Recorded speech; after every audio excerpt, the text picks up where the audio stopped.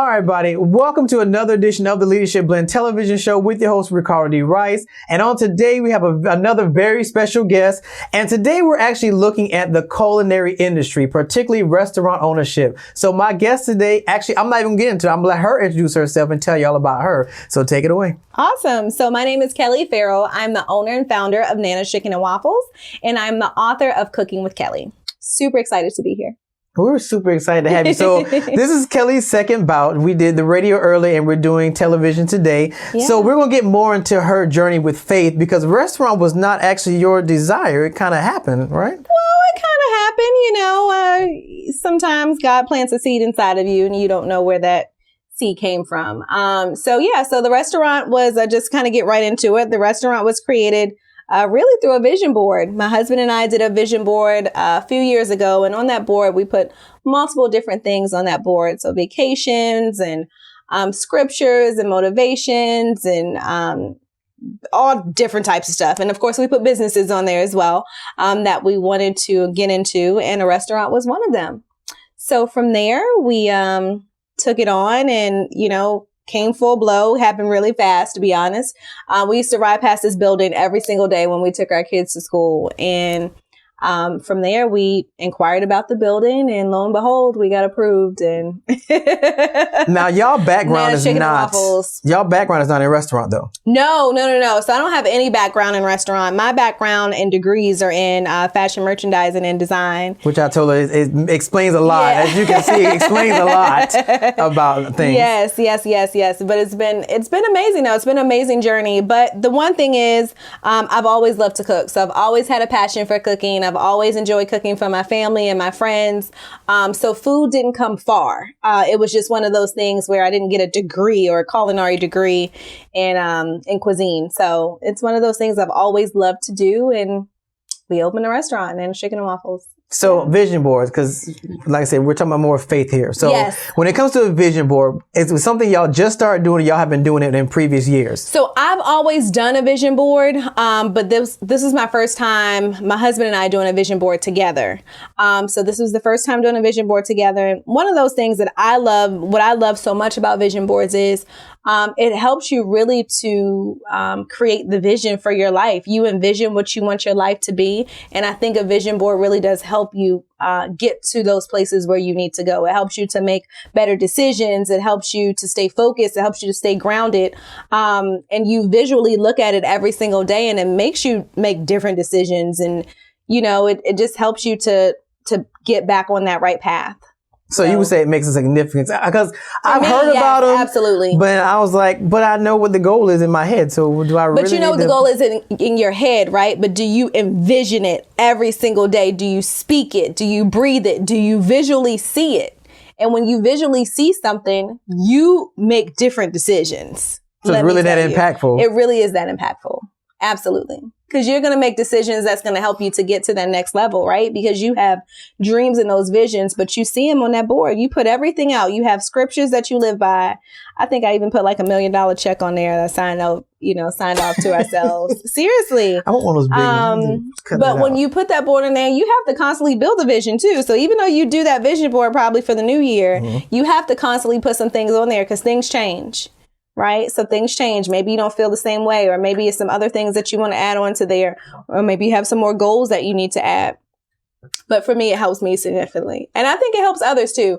Try it. I would try it. I think because you have it in your head, but when you look up and see it every day while you're brushing your teeth, I promise you'll probably make different decisions. So where'd y'all put it at? Was it like in the bathroom? Okay, so y'all have to go in the bathroom every day. So you just like... Don't you go to the bathroom every day, brush your teeth, wash your face? Yeah, but I can't say I'm paying attention to the wall when I go in there. I can't say I'm paying attention to the wall when I go in there. You can put it on your bathroom mirror. I mean, you're going to put it somewhere where you wake up every day and you see that. Before you leave out to go to work or go to class or go to school or take the kids to school, whatever the case is, you want to put it somewhere where you can look at every single day. And that way you see it. You visually see what it looks like. Okay, well, I guess that makes sense. All right, so you've done some the previous years by yourself. Yes, I have. Yes. And they've helped me tremendously. Absolutely. Okay, you trying to make a case for it. Okay, you're making a case for it. I wouldn't tell you anything false. I mean, they have vision board parties and stuff that I've seen. I was like, is it really that serious? It's a reason why people have them. Absolutely. You should try it. I'm going to help you do a vision board. You need to. Fine, then you can help me do a vision board that I'll put in my bathroom. Yes, in your bathroom.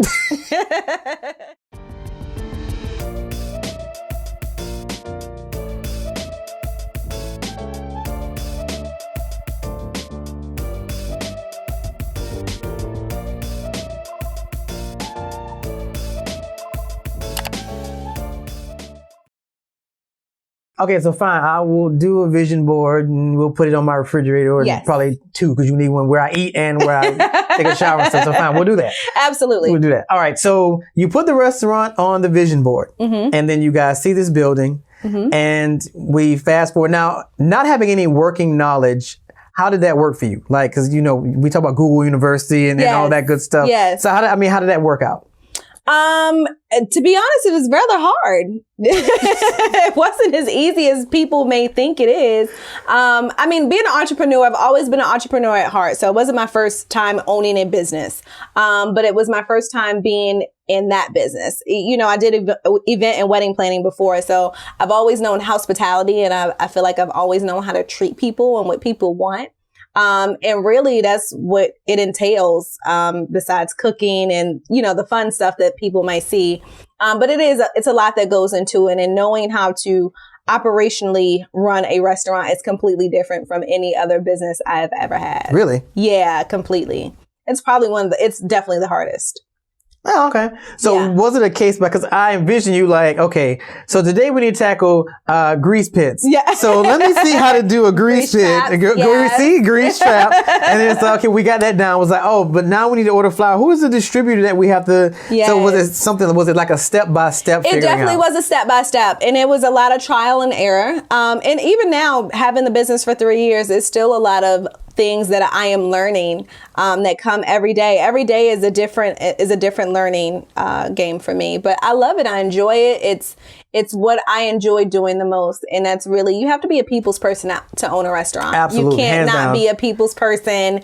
If you're not a people's person, you probably shouldn't have one. Yeah, it's one industry. It's really about the customer. It's about the guest experience, most importantly. And then the food can come second. All right. So how did y'all come up with the name Nana's Chicken and Waffles? Oh, so to make a long story short, you know, I have 5 beautiful girls, and my youngest are twins. They're identical twin girls. And how old are the kids? So the kids, I'll go to oldest to youngest. Oh, okay, well, so the oldest is 21. She's off in college. We have a 12-year-old, a 7-year-old, and then the identical twins are 4. Jesus, okay. That's a letter. Okay. Yeah. So, the twins, I had a really high risk pregnancy and from off the rip. And, I told Nana, and Nana was the last person in our family. Little do people know, she was the last person in our family that was pregnant with twins, my immediate family. So these were basically her babies that I was giving birth to, because she lost those twins. And make a long story short, she said that she was going to come down to Georgia and help us out so that we can have a healthy, you know, pregnancy, delivery. And she really was my crutch during that time between her, you know, her and my husband, because we didn't have much family here in Georgia. And my husband and I, technically my husband decided, I think we're going to dedicate the restaurant to Nana, because she literally put her whole life on the line for us to make sure that our family needed what we needed most at that time. So it was our dedication to her. And she didn't know, because at that time we knew we were going to have a breakfast and brunch restaurant. We knew it was going to be chicken and waffles. We just didn't know the name. Now the logo, there's a significance to the logo that I actually like. Well, so what's the significance to the logo? So although Nana is on the logo, it's her picture. We literally used her picture and gave it to a design artist. But we didn't want to put color to the picture. We literally wanted Nana to be everybody's Nana. We wanted her to be able to relate to every single person that has a grandma who remembers growing up on some biscuits and gravy, remembers growing up on, you know, some fried chicken or beignets. It's relatable for everyone. And, you know, when you're in a restaurant, it's walks of everyone. It's culturally diverse of everyone. And really all of those people have that one thing in common. They all love chicken and waffles. Thanks. And that's what it's all about. It's not about this person being this color or that person being that color. It's about them just, having that one thing in common, and it's food. Food brings a happier place to people. It brings peace. I love food. Yes, it does. I love food. And you didn't bring me in today, but it's okay. Fellowship through food, You and didn't I bring love any food it. today, but it's okay. So now we're I'm all sorry, starving. I'm so So now sorry, we're all I'm so starving sorry. on the second. You didn't bring food, but it's okay. All right. sorry. So take us to opening day. Yes. The opening day, how you were feeling, knowing that you have a vision that you were given, Yeah. but not really knowing all the elements to properly execute it. But today Yes. is the day. So take us to that day. One of the longest days of my life. I opened up the day after Christmas. So December 26th, the day after Christmas, 2016. We opened. It was faith over fear. We're either going to do it or we're not. And the rent was due. That'll do it. That will do it. That will do it, That will right? do The it. rent was due the next month. And I'm like, well, we got to figure out if this thing going to work. Because if it's not, we got to figure out Now, what the timeline next wise, step is. y'all got in this building in August. Yeah, we got the building, I think, in August of 2016. We didn't open until the day after Christmas, December 26th. And we didn't tell anybody. So it was a soft opening. I didn't want people to, shut the doors down and run us over. I wanted to kind of ease our way into it to see how everything was going to happen and work out. And lo and behold, we turned that open sign on. I never forget. And they came in. All right. Yeah, it was amazing.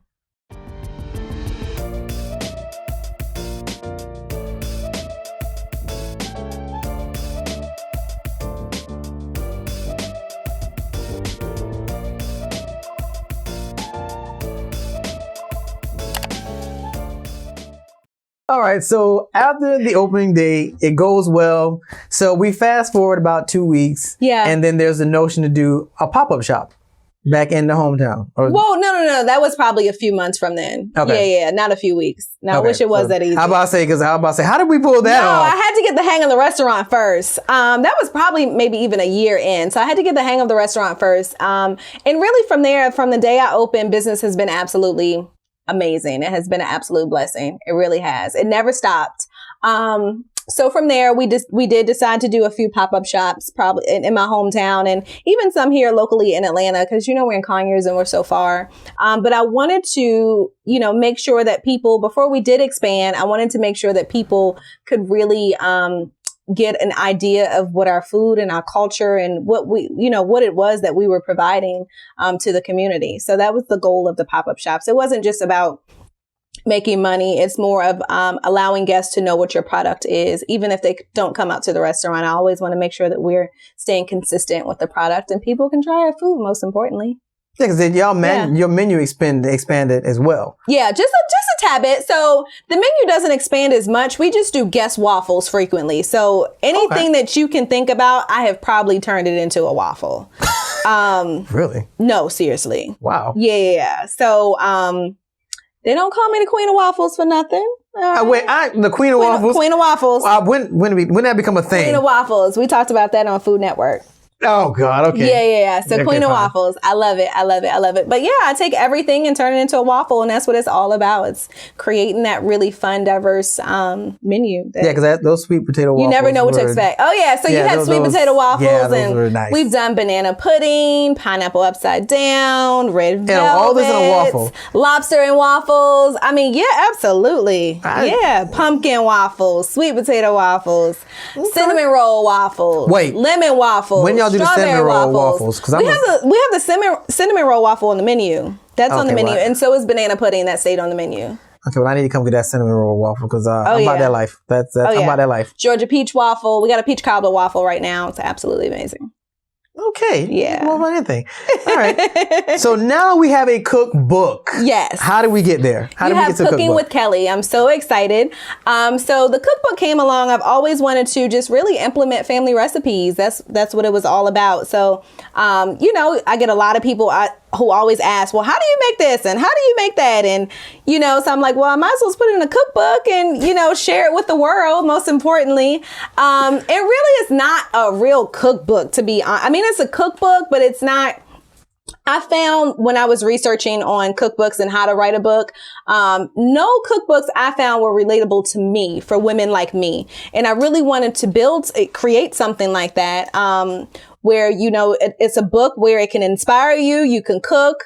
You can learn a little about fashion. It's just kind of a book, you know, a fun book wrapped up into one. It's a Kelli book, I like to say, wrapped into, it's a Kelli book, wrapped into one. And food and fashion, those are the two things that I love. And that's really what I wanted to incorporate in the book. So the book comes in a box. How about say your book is let's it's a little different. Yeah, let's just make it known. Your book is a vibe. It's not just a book. It's a whole vibe. But, you know, I wanted it to be an experience, and I love shoes, and I love as women, I must say, and I mean men too. You probably like unpackaging some things, but I love unpackaging things. That makes me excited. So when you get a box and you open it up and you have tissue paper and you have a note. I mean, it's the whole experience. It makes you excited to receive something. It's a gift. So you like Christmas. That's from you like Christmas. It's like Christmas every day, but it's a cookbook. Yes, I'm probably the only one that got a cookbook in a box. I will agree with you. Like I love it. I love it. I applaud you because it's actually a vibe. Like it's a whole vibe. It's got a little ribbon on it. It's food and fashion. It's food and fashion. That's what it's all about. It's a whole experience. So it's not your average, I can't name any names, but it's just not your average cookbook. You're just not going to get that from me. And I wanted to give people what they expected to get from me. And it's something. It's an experience. It's not just your typical, let me throw some recipes in here and you cook these and you got to find the ingredients here and then you got to order ingredients online and then you got to go here to the farmer's market and get the ingredients. It's pantry friendly food. It's easy. It's not Salisbury steaks. I knew you were going to throw that in there. I knew you were going to throw that in there. Yes, I eat Salisbury steak. But it's good stuff that you can cook for your spouse. You can cook for your family. You can cook for your friends.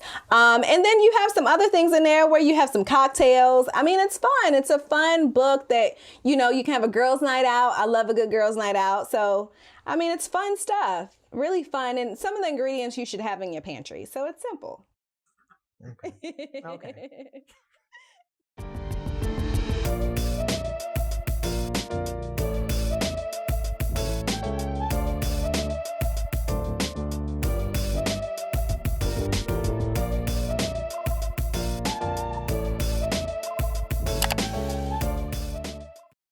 Okay, so since you clearly won't leave me alone by my Salisbury steak, so I'm not even going to tell you the other stuff that I eat. So we're going to move right along because then you really would rob me about that. So it's fine. All right. So you're doing what you're doing and you get a call from reality TV, not once, not twice, but 3 times. Yeah. Tell us about what it's like to be do reality TV when culinary was not your primary goal. Absolutely. So much fun. I had the best time of my life on Food Network. It's just one of those things where, you know, you don't take it too seriously. You go on there, you work your best, work your hardest, you have a good time. And you know, like I felt very confident in what I know. I felt confident in cooking. You know, I was approached by reality TV before for other things, but that's never been my route. I have 5 girls that look up to me and I would definitely not let them down on any type of crazy show. But I love being on a show where I can cook and show my true talents and show my true self. And I felt really good doing it and I had an amazing time. The last challenge I was on, Ultimate Thanksgiving Challenge on Food Network for the whole month of November. It was absolutely amazing. I was with 6 of America's top chefs is what they called it.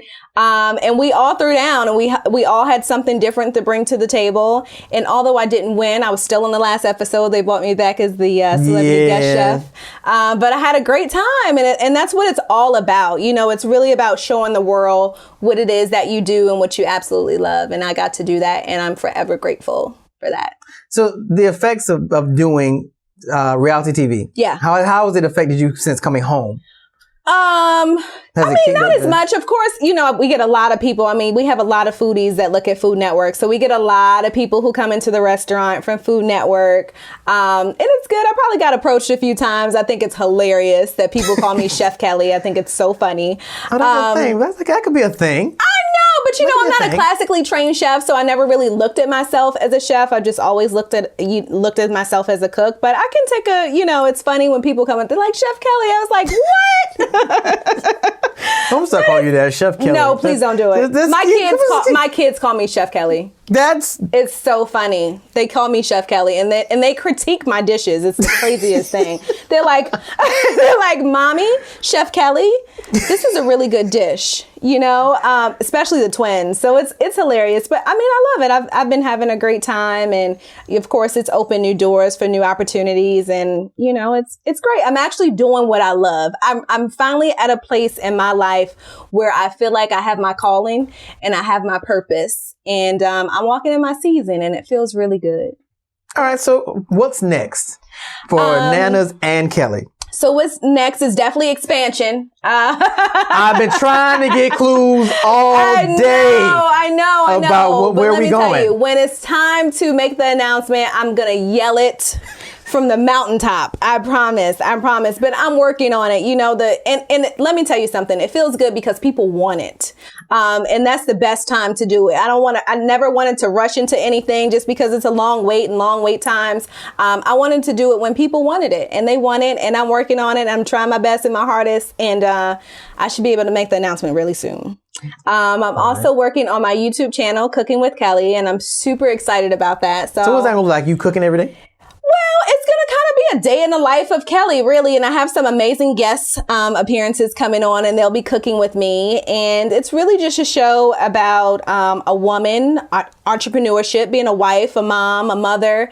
And then, of course, we got some cooking thrown into it, you know, and some amazing guest people that are coming on and sharing the spotlight with me as well. So I'm excited about that. And that's going to be airing the first week in February. Fine. I want an episode since you're talking trash about myself. I gotta show you how to cook something because this ain't gonna work. It's not gonna work. It's just me. Yes. It's just me. But you still can cook you really fun dishes just for you. I mean, let me tell you something. When you have to cook for just you, that's the easiest thing to cook. Imagine cooking for, 7, 8 people. Not happening. Or not gonna happen. Not at all. Not gonna happen. Just a little bit. You just never know. Look, I will throw in.